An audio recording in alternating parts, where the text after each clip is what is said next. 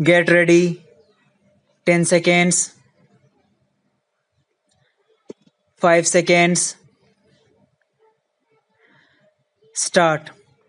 Sir, a memorandum explaining the various provisions of the finance bill as originally presented has already been circulated to the honorable members along with the budget papers.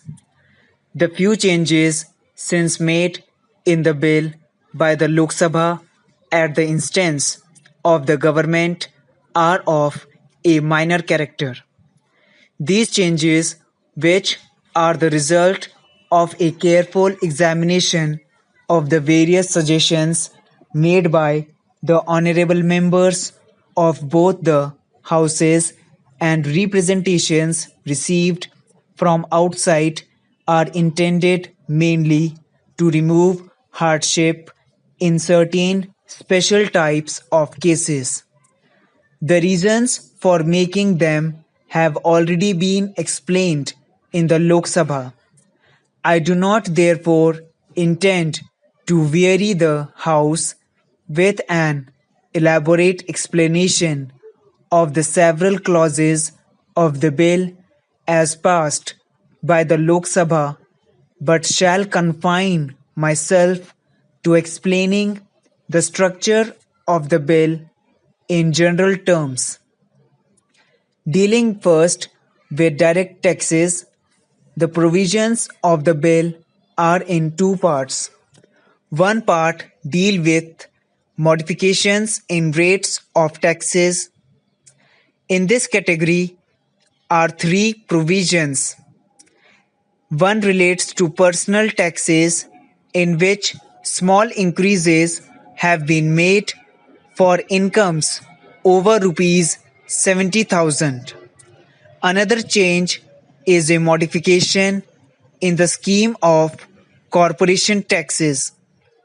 As explained in the budget speech, this scheme is an integrated whole, and the provision for a tax on the occasion of issue of bonus shares follows from the fact that the dividends are based not on capital employed but on the paid up capital.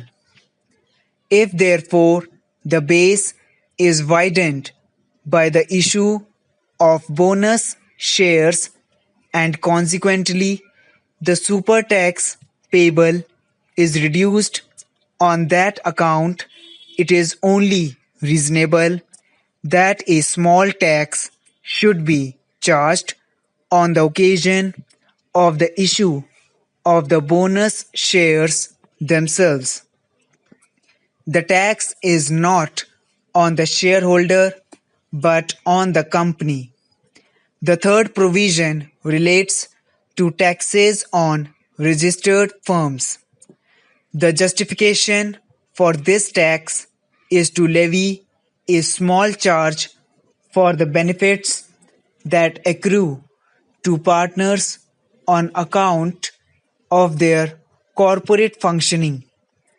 In order that small people may not be adversely affected, we have already changed the original provisions of the bill to the extent of having a free slab of the first rupees 40,000 of the income, which will be free from that tax. Now, equally important from the point of view of the revenue resources of the government are the other provisions of the bill. The most important of these provisions is the amendment of Section 34 of the Income Tax Act, by which powers are being taken in certain circumstances and with certain safeguards to reopen past cases of tax evasion since the end of the Second World War. In the budget speech, the Finance Minister has traced the developments leading to this provision And I have already explained about the judgment of the Supreme Court, which has necessitated certain changes in the Income Tax Act, and therefore all I need say at this stage is that while every possible care would be taken to ensure that there is no undue harassment to the honest taxpayer, we are determined to collect the legitimate dues of the government.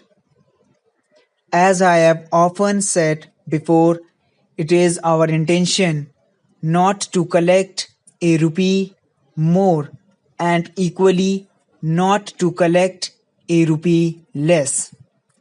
In this category of provisions should also be included the powers proposed for search and seizure of documents and for obtaining information from banks.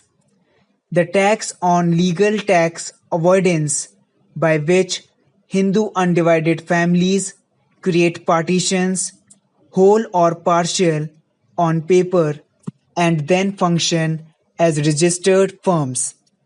In our budget estimates, credit has been taken of the recoveries due on account of these cases of tax evasion.